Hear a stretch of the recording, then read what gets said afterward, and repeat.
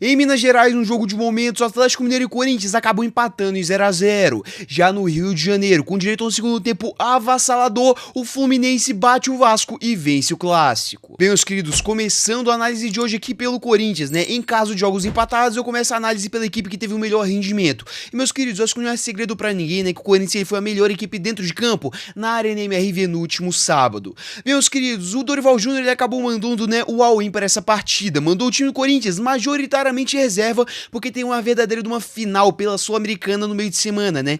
Enfrenta o Huracan lá em Buenos Aires, precisando da vitória para conseguir basicamente sacramentar sua classificação para os playoffs da mesma Sul-Americana. Então o Dorival ele decidiu poupar perante o Atlético Mineiro fora de casa, num jogo que, quanto a campeonato brasileiro, tinha um peso muito grande. E, meus queridos, a grande realidade é que deu muito certo. Nós estamos diante aqui de um caso um tanto quanto curioso. A equipe que joga melhor com o seu time reserva do que com o seu time titular. Meus queridos, novamente os reservas do Corinthians voltaram a ter uma boa atuação. Na primeira etapa perante o Atlético Mineiro, conseguiram controlar a partida, né? Esfriaram naqueles primeiros 15 minutos, quando geralmente a equipe da casa tenta fazer uma pressão um pouquinho mais avassaladora. Era um Corinthians que tinha posse de bola, que sabia triangular seus passes, né? Agora com o André Carrilho na região do meio de campo, o Dorival ele finalmente aprendeu com os erros dele, recuou um pouquinho o Carrilho, não deixou ele isolado uma ponta, e o Corinthians ele conseguiu trabalhar muito bem a bola, com o Carrilho sendo o cérebro da equipe, sempre ditando o ritmo do time. E aí o Corinthians conseguiu ter, principalmente pelo lado esquerdo, uma válvula de escape, como o Thales Magno e também com o Matheus Bildu, principalmente, criando muitas oportunidades, chegando ao ataque e levando perigo ao gol do Atlético Mineiro. Foi um Corinthians que durante o decorrer total da primeira etapa teve uma boa segurança, tanto na construção quanto também na sua defesa, né? Fora a reta final ali que eu vou comentar daqui a pouquinho, a gente teve um Corinthians que defensivamente também na questão da marcação conseguiu travar o Atlético Mineiro, conseguiu impedir que a equipe da casa construísse grandes oportunidades. E, meus queridos, o grande problema do Corinthians nesse primeiro tempo, muito do positivo, foi a eficiência, foi a finalização. Foi um Corinthians que teve o domínio, como eu já disse anteriormente, da posse de bola, conseguiu criar oportunidades, porém finalizou muito mal. Você teve o Thales Magno saindo cara a cara com o Everson depois de um passe sensacional do Martinez, cara, finalizando de uma forma completamente tenebrosa, metendo uma bica quando na verdade era só dar uma cavadinha ou fazer uma batida colocada. Posteriormente você tem no lançamento do André Carrilho, o Héctor Hernandes cabeceando muito mal numa chance também claríssima para o Corinthians. Foi um Corinthians que teve o domínio das ações da primeira etapa, porém finalizou muito mal. E aí, gente, na reta final do primeiro tempo a gente teve um Atlético Mineiro que finalmente acordou para a partida, né? Vou discorrer um pouco melhor aqui no bloco do Galo. Você teve uma zaga do Corinthians que deu duas bobeadas, né? A primeira com o Matheus Bildu, que concedeu uma chance claríssima de gol para o Hulk, que ele acabou finalizando para fora. E na segunda você teve ali a zaga do Corinthians indo mal no lance com o Rony, a bola sobrou nos pés do atacante do Atlético Mineiro, ele finalizou muito bem. E aí a gente teve o Hugo Souza, cara, aparecendo de uma forma monumental, fazendo uma defesa, cara, que concorre seriamente para ser a melhor defesa do Brasileirão. Essa é a grande realidade. Gente, pra você que não viu essa defesa do Hugo no chute do Rony na reta final do primeiro tempo, vai assistir, porque é uma parada simplesmente absurda, uma parada monumental, gigantesca e bizonha, cara. A gente não vê defesas assim todo dia no futebol mundial, eu arrisco dizer. O que o Hugo ele fez ali foi um verdadeiro milagre para manter o 0 a 0 no placar. Já na segunda etapa a gente teve mais ou menos um repeteco do primeiro tempo, né? O Corinthians novamente tendo controle das ações nos primeiros 20 minutos, conseguindo em determinado momento chegar ao ataque. Porém, aí a gente chegou o danado momento que o Dorival ele teve que mexer, né? A equipe do Corinthians acabou cansando um pouquinho e o Dorival tirou um dos pilares do Corinthians dessa partida, que era o José Martins, né? Tava muito bem tanto na marcação quanto na construção, colocou o poçante do Charles, que é simplesmente horroroso. E aí, meus queridos, o Corinthians ele basicamente desmoronou na partida, essa é a grande realidade. Numa faixa de 5 minutos, sofreu uma pressão desgraçada do Atlético Mineiro, poderia muito bem ter levado o gol do 1 a 0 por uma sorte também, por uma falta de competência realmente do Galo na hora da finalização. Isso não aconteceu. E a reta final do jogo foi realmente de controle mais da equipe da casa, um Corinthians que uma hora ou outra conseguia ter uma posse um pouquinho maior, né? Conseguia matar um tempo e esfriar o jogo, porém assim a partida se encerrou. Meus queridos, mediante as circunstâncias que o jogo ele se construiu, foi um empate amargo para o Corinthians. É óbvio, você empatar fora de casa perante o Atlético Mineiro, que é sempre uma equipe muito competente a cenário nacional, não é um resultado horroroso. Se a gente analisasse friamente, né, no pré-jogo, o Corinthians vai com o time em reserva para a Arena MRV perante o Atlético Mineiro titular no Campeonato Campeonato Brasileiro, com todo esse apoio. A gente pensava que, um 0x0, um empatezinho para o Corinthians estaria de bom tamanho. Porém, da forma com que as coisas se sucederam na partida, esse empate fica um pouquinho amargo. Foi um Corinthians que foi superior, vamos colocar assim, né, na maior parte da partida. Fora ali a reta final do segundo tempo, o Corinthians foi o senhor do jogo. Porém, pecou muito na hora da finalização. Teve um bom controle de bola na região do seu meio de campo. Mostrou um bom repertório, com os jogadores tendo a paciência necessária para conseguir construir suas oportunidades. Com os jogadores indo individualmente muito bem. Matheus Bidu, que eu já citei anteriormente. Hector Hernandes tendo uma participação muito interessante. Carrilho e Martins, que eu já teci elogios. João Pedro Choque e Kaká muito bem e seguros defensivamente. Hugo Souza, que é um verdadeiro do absurdo debaixo das traves, né? Mateuzinho pelo lado direito também tendo um bom rendimento. Foi uma boa atuação do Corinthians, mostrando evolução no comando do Dorival. O único problema é que a equipe reserva, né? Porque a equipe titular ainda parece estar muito abaixo dos 11 suplentes. Mas enfim, foi uma boa exibição do Corinthians. Faltou aquele capricho final na finalização, porque aquele chute do Thales Magno, cara, é chute de vitória. É chute pra garantir os 3 pontos e voltar pra São Paulo muito satisfeito e sorridente. Porém, acabou pecando nesse quesito. Acaba que quanto à questão de classificação, o empate não é tão horroroso, né? O Corinthians ele se manteve na 8ª colocação e só pode ser agora ultrapassado pelo Botafogo, que vai jogar só daqui a algumas boas semanas. Então, no geral, não foi um resultado horroroso para o Corinthians. Não à toa estou começando aqui pela análise da equipe alvinegra. Porém, poderia ter saído com algo a mais da Arena MRV. Essa é a grandíssima realidade. Uma exibição positiva para ganhar moral, principalmente para o time reserva e também para dar um respiro do Dorival Júnior, que mostrou algumas coisas positivas e que o Dorival ele tem que manter. Como exemplo do Carrilho na região do meio de campo, nunca mais de ponta, e também o Matheus Bidu, que eu volto a repetir, tá tendo um bom rendimento sob o comando do Dorival Júnior. E aí agora o Timão ele volta todas as suas atenções, né, para o meio de semana. Vai para Buenos Aires enfrentar o Huracan e vai basicamente para decidir a vida ou a morte na Sul-Americana. Essa é a grandíssima realidade. Foi por conta disso que o Corinthians ele poupou o seu elenco titular perante o Atlético Mineiro. Uma decisão, na minha opinião, um pouquinho questionável, mas que por conta do resultado final eu vou acabar passando o pano, porque, pelo menos na minha visão, o foco do Corinthians tem que ser o Campeonato Brasileiro para garantir uma vaga segura na Libertadores do ano que vem.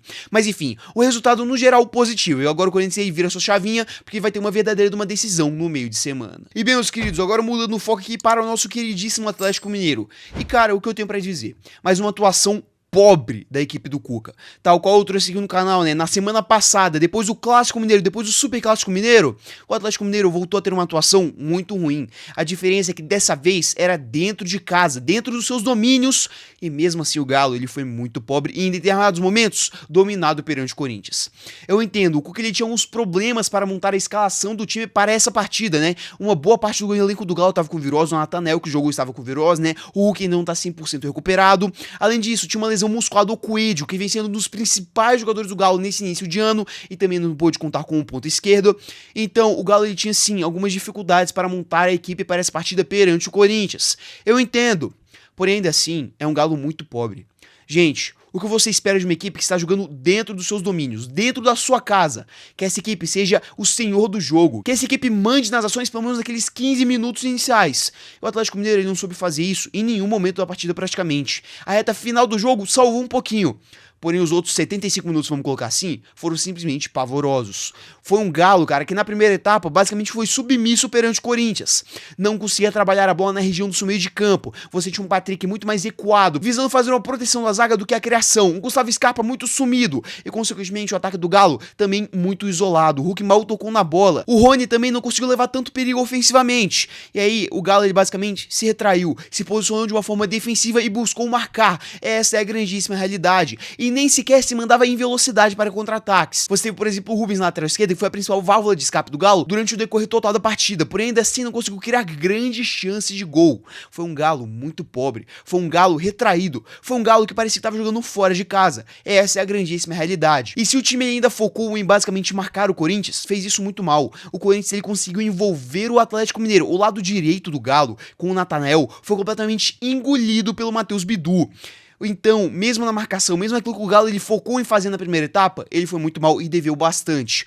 Porém, ainda assim, na reta final desse primeiro tempo horrendo do Galo, jogando dentro da sua casa, O time ele foi premiado com 2 chances claríssimas de gol, aquelas que eu já citei anteriormente, né? O Hulk que acabou finalizando para fora do gol do Hugo Souza, e a chance do Rony, que é claríssima, que com todo respeito eu não vou descer o cacete aqui no Rony, porque é uma defesa monumental que a gente tem que ver todo dia. Então o Galo, ele teve sim as suas oportunidades, teve sim os seus momentos no jogo, porém acabou desperdiçando essas chances. Porém, para a segunda etapa, você teve sim o Cuca muito provavelmente descendo o cacete no intervalo e corrigindo o Atlético Mineiro. Foi um Galo que voltou um pouquinho mais vívido, voltou um pouquinho mais motivado, colocando velocidade na partida, mordendo o seu adversário, marcando pressão na saída de bola do Corinthians, que teve uma tranquilidade durante a primeira etapa inteira, simplesmente absurda, e aí o Galo, ele melhorou um pouquinho no jogo. É claro, durante os 20 minutos iniciais, o Corinthians ele ainda dominou a partida, porém, quando você teve as alterações, quando você teve a saída do Roger Martins e também do Carrilho, o Corinthians desmoronou na partida e o Galo ele veio engolindo. Volto a repetir, teve bons 5 minutos logo após a saída do Roger Martins, porém, pecou muito na hora da finalização, não finalizou muito bem. Depois você ainda teve ali um Galo, né, colocando o Hugo Souza para trabalhar, por exemplo, numa cobrança de falta maravilhosa do Gustavo Scarpa, que o goleiro corintiano voltou a buscar a bola, porém, no geral, foi um Galo que não conseguiu levar tanto perigo assim em finalizações diretas a gol. Foi um Galo novamente muito pobre ofensivamente. Foi um Galo que na hora da marcação deixou um pouquinho a desejar. E defensivamente não conseguiu tantas chances ao Corinthians. Porém, vai lembrar, era o elenco reserva do Corinthians e mesmo o elenco reserva do Corinthians conseguiu envolver o time do Galo e criar oportunidades. Volto a repetir, se não fosse por uma finalização podre do Thales Magno, o Atlético Mineiro poderia muito bem ter sido derrotado dentro de casa. Eu vi o time do Galo reclamando muito de arbitragem no apito final da partida. Eu entendo, nosso querido Rafael Klein, ele picotou bastante o jogo, marcou algumas faltas que geralmente irritam muitos jogadores, porém ele manteve o critério dele, pelo menos na minha análise, durante o decorrer total da partida. E com total respeito, pro torcedor do Atlético Mineiro que reclamou de arbitragem, eu acabei esquecendo também de comentar isso aqui no bloco do Corinthians, que seria o principal favorecido quanto a todo esse caso que eu vou comentar agora. Cara, o Galo ele era pra ter tido o Lhanco expulso no primeiro tempo ainda. Essa é a grande realidade. Você tem o Lhanco ali recebendo o primeiro amarelo por uma falta mais ou menos morta na região do meio de campo, e logo poucos minutos depois você teve o Hector Hernandes roubando a bola do zagueiro do Atlético Mineiro, partindo contra-ataque e o Lhanco segurando a camisa dele e jogando ele no chão. É um lance claro de amarelo, e que o Klein ele simplesmente ignorou. Passou um pano absurdo e deixou ali escapar um vermelho que deveria ter sido aplicado. Não um vermelho direto, né? Vamos a convir. Um segundo amarelo para posteriormente resultar em uma expulsão. O Atlético Mineiro, ele acabou sendo favorecido na minha análise pela arbitragem. Era para o Lhanco ele ter sido expulso. Ponto. É praticamente indiscutível tudo isso daqui. Porém o árbitro ele picotou bastante o jogo e por aí vai. Mas sendo bem sincero, eu acho que o Galo também não tem que reclamar muito de arbitragem, porque, volto a repetir, né? O lance do Lhanco e também o desempenho, principalmente o desempenho da equipe, no decorrer total dos 90 minutos, foi muito abaixo. É um Atlético Mineiro ainda muito pobre, que meteu um 4-0 no meio de semana perante o Maringá, porém é uma equipe de Série C. É um Galo que tem que melhorar, é um Galo que precisa melhorar, que deve melhorar, porque tem que ter um rendimento melhor. Tem um elenco que não é mil maravilhas, tem um elenco que tá sofrendo bastante com lesões, e até mesmo com gripe recentemente, né? Porém ainda assim tem que ter um repertório um pouquinho maior. Eu acho que o trabalho do Cuca, ele já merece ser um pouquinho questionado. Porque é uma equipe que até consegue proteger bem a sua área, só que na hora da marcação, por exemplo, na região do meio de campo, e também na hora da criação, é muito pobre. É uma equipe que não sabe fazer aquelas transições ofensivas em velocidade, características do Cuca. Então, tem que evoluir. E tudo isso que eu falei nesse vídeo de hoje aqui, né, quanto à atuação do Galo, eu poderia ter muito bem só copiado e colado quanto ao vídeo relacionado ao pós-jogo da partida perante o Cruzeiro, no último fim de semana. A partida do Galo foi muito pobre e vem sendo muito pobre desde o início do ano. É um rendimento que tem que melhorar. Agora, no meio de semana, o Atlético Mineiro recebe dentro de casa o Cienciano, que com total respeito vai ser uma partida protocolar só para confirmar a classificação da equipe mineira para as oitavas de final de forma direta da Sul-Americana. Por enquanto, o Campeonato Brasileiro é um empate ruim. Cara, no Brasileirão você tem que garantir a maior quantidade possível de pontos dentro dos seus domínios. O Galo já deixou escapar 2 perante o Corinthians. E olha que poderia ter sido um prejuízo ainda maior. Poderia ter saído, inclusive, sem esse um pontinho. Porém, enquanto a questão de classificação realmente se mantém numa zona ali mediana da tabela, que eu acho que pro Galo, pelo rendimento da equipe realmente até então nesse ano de 2025, é para se comemorar. E bem, meus queridos, agora vamos para o clássico carioca, né? Fluminense e Vasco lá no Maracanã. E como vocês já podem perceber, eu vou começar a minha análise aqui pelo tricolor, o vencedor dessa partida. Bem, meus queridos, o Fluminense ele não fez um bom primeiro tempo. Essa é a grandíssima realidade. Logo nos primeiros minutos da partida, fez aquilo que você deve fazer quando você vai enfrentar uma equipe do Fernando Diniz. Pressionar em linha alta, marcando a saída de bola do seu adversário, tentando pressionar, tentando fazer o mais rápido possível o gol do 1-0. O Fluminense ele fez isso muito bem. Conseguiu trazer esse sufoco inicial para o Vasco. Porém, não durou tanto tempo. Essa é a grandíssima realidade. O Fluminense ele sentiu fisicamente essa questão da marcação-pressão. E quando foi fazer a marcação na região do seu campo, também pereceu perante o Vasco da Gama. Foi uma equipe que apresentou muitas dificuldades, principalmente na recomposição defensiva. O Fluminense ele se mandava ao ataque para fazer essa marcação-pressão em cima do Vasco. E o Vasco ele, em muitos momentos sucumbia perante essa marcação. Porém, quando saía, gerava contra-ataques muito perigosos. Foi um contra-ataque desses que saiu o gol do Vasco. E aí, meus queridos, isso aí era o perfeito retrato até então do primeiro tempo. O Fluminense que começou muito bem, porém nesse miolo da primeira etapa acabou se perdendo perante o Vasco. Porém na reta final da primeira etapa o Tricô ele conseguiu reagir, né? Finalmente colocou o John Arias na partida, que estava até então completamente sumido na ponta direita, com o Fluminense que focava muito o jogo pelo lado esquerdo do seu ataque. O John Arias faz uma jogada simplesmente sensacional, deixa 3 jogadores para trás, acaba tocando a bola para o Guga, que faz um belíssimo cruzamento para Lima. O Lima cabeceia muito bem para o gol do Jardim, que faz uma defesa absurda, essa é a grande realidade, porém acaba espalmando no peito do Verratti, que acaba fazendo o gol contra. Um gol que, com total respeito, eu vou falar mais um bloco do Vasco aqui, mas pô, acabou com o jogo do Cruz Maltino. Enfim, assim a primeira etapa se encerrou. O Fluminense que saiu no lucro, essa é a grande realidade, foi pior que o Vasco durante os 45 minutos, porém conseguiu na reta final achar o golzinho do empate tão necessário. Já na segunda etapa, meus queridos, a gente teve sim, o Fluminense que ele evoluiu. Enquanto na primeira etapa era uma equipe que tentava muito mais chegar ao ataque pelos lados, né, principalmente pelo lado esquerdo com o Serna, e não trabalhava a bola na região do seu meio de campo, na segunda etapa isso mudou. Você teve o John Arias que estava completamente isolado na ponta direita, vindo para fazer mais ou menos uma criação na região do meio de campo, flutuando pelo campo, dando esse volume ofensivo que o Fluminense ele tanto precisava. A gente teve na segunda etapa um Tricolor que criava melhor, que chegava com mais frequência ao ataque, que conseguia ser mais incisivo naquela pressão na saída de bola do Vasco e conseguia manter essa pressão por uma quantidade maior de tempo. E assim, o segundo tempo todo foi do Fluminense. Essa é a grandíssima realidade, marcando muito bem as poucas saídas do Vasco, melhorando a sua recomposição defensiva e criando mais oportunidades, principalmente em cruzamentos. E aí na reta final do jogo você teve o Guga acertando um chute de rara felicidade, né?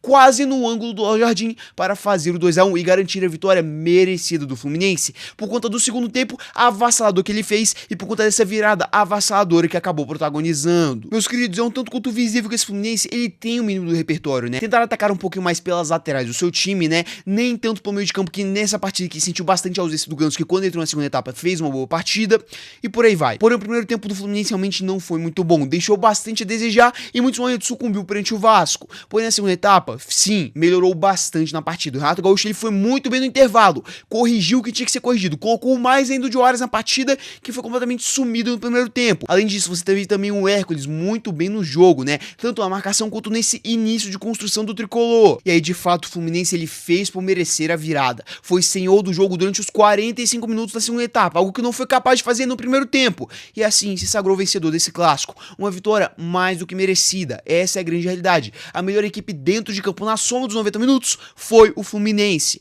E por conta disso, realmente, eu acho que o Tricolor consegue essa vitória maiúscula, essa virada maiúscula e muito merecida perante o Vasco para ganhar uma moral gigantesca. Agora o Fluminense ele abre aquela pequena vantagem em relação àquelas equipes do meio de tabela, né?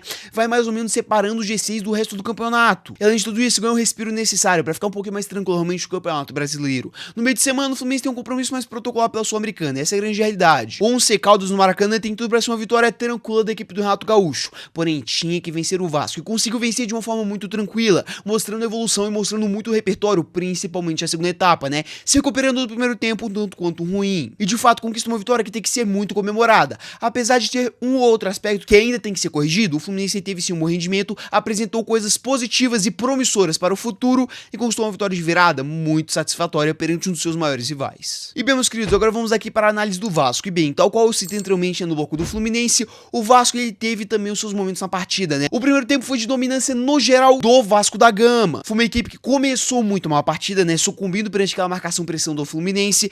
E aqui a gente percebe, cara, como o Vasco ele visivelmente não tá preparado para fazer a famosa saidinha de bola do Fernando Diniz. Você tem jogadores que, pelo menos na minha análise, tecnicamente não tem a capacidade de fazer isso aí num curto prazo de tempo. Realmente vai exigir muito, mas muito treino por parte do Fernando Diniz. E muito por conta disso, o Vasco ele sucumbiu perante o Fluminense os primeiros 10, 15 minutos de jogo. Porém, uma coisa é fato, quando o Vasco ele conseguia sair jogando, ele era muito perigoso. É uma equipe um pouquinho mais direta, né? Uma novidade nos trabalhos do Fernando Diniz.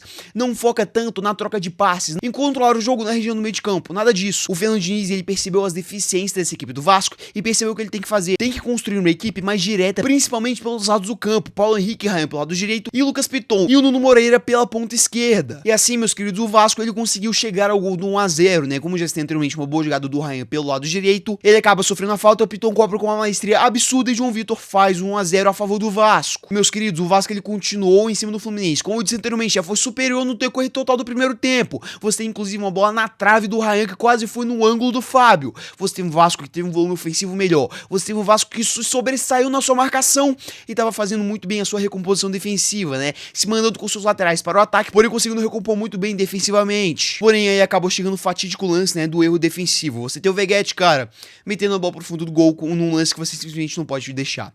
Cara, reta final do primeiro tempo. Seu time ele tá vencendo de forma tranquila, tendo bom rendimento, perante o adversário que não tá conseguindo chegar tanto a gol. E aí, você me dá esse mole, cara. Aí basicamente acabou com o jogo do Vasco. Na segunda etapa, como já tem no bloco do Fluminense, né? Você teve um tricolor que conseguiu fazer por um período prolongado aquela pressão na saída de bola do Vasco. O Vasco ele sucumbiu, saiu pouquíssimo ao ataque na segunda etapa, criou muito pouco realmente, e aí acabou levando o gol do 2-1, né? Num golaço do Guga. Essa é a grandíssima realidade. Meus queridos, apesar de uma derrota muito triste, muito frustrante do Vasco, eu tenho que dizer aqui, eu vejo um time que tem uma mínima de uma evolução. O Vasco ele ainda apresenta muitas deficiências, já citei anteriormente aqui, né, durante um bom período do vídeo, a famigerada saída de bola do Fernando Diniz, que vai exigir muito treino caso queira ser bem executada, e sendo bem sincero, eu acho que o Diniz ele tem que mudar um pouco a estratégia dele. Porque, cara, o Vasco não tem qualidade pra fazer essa saída de bola. Essa é a grandíssima realidade. Mas apesar desse problema aqui, eu vejo um Vasco que tem uma mínima evolução. Como eu já citei anteriormente, é mais direto agora na hora dos contra-ataques. Leva muito perigo pelas suas laterais. Acabou que não conseguiu concluir tão bem essa partida perante o Fluminense, porque na hora de realmente dar o último toque, na hora de dar aquele último cruzamento, não foi tão bem, essa é a grande realidade, acabou pecando nisso.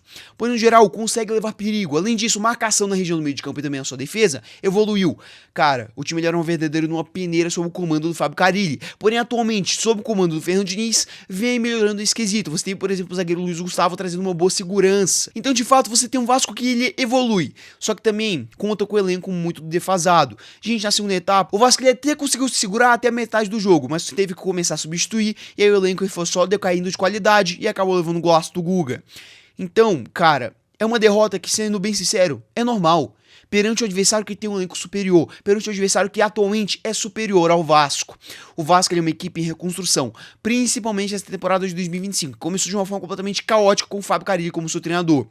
Então, é um tanto quanto natural essa oscilação, é um tanto quanto natural você perder perante equipes melhores. E é isso que o Fluminense ele é hoje perante o Vasco. Então, apesar de ser uma derrota ainda muito doída realmente para o Vasco da Gama, que acabou deixando o time ainda naquele meio de tabela um tanto quanto incômodo, não é uma atuação para jogar completamente fora. O Vasco ele foi superior no primeiro tempo. Tem que começar a desenvolver esse jogo praticado realmente para desempenhar esse futebol durante os 90 minutos, que aí eu creio que vem evoluir. E além disso, tem que melhorar também a sua saída de bola, porque, cara, se continuar dessa forma, não vai ter vida longa no decorrer do ano. Porque se todos os adversários fizerem essa pressão que o Fluminense ele fez, o Vasco ele vai sucumbir. Essa é a grandíssima realidade. Agora o Vasco ele vai pro meio de semana, né? Também decisivo, como já citei anteriormente no bloco do Corinthians. Vai enfrentar dentro de São Januário o Melgar para decidir a vida na Sul-Americana, né? Caso não vença, estará fora da Sula. E se vencer, vai conseguir a sua classificação para os playoffs. Então realmente é um jogo muito pegado e que eu creio que o Vasco ele chega como favorito porque vem evoluindo nas mãos do Fernando Diniz. Porém, ainda tem que evoluir bastante caso queira ser competitivo no Campeonato Brasileiro. Então não é isso, meus queridos. Se vocês puderem deixar o seu like, a sua inscrição e ativar o sininho para receber mais vídeos aqui do canal, eu agradeceria bastante. Não mais é isso e até o vídeo de amanhã.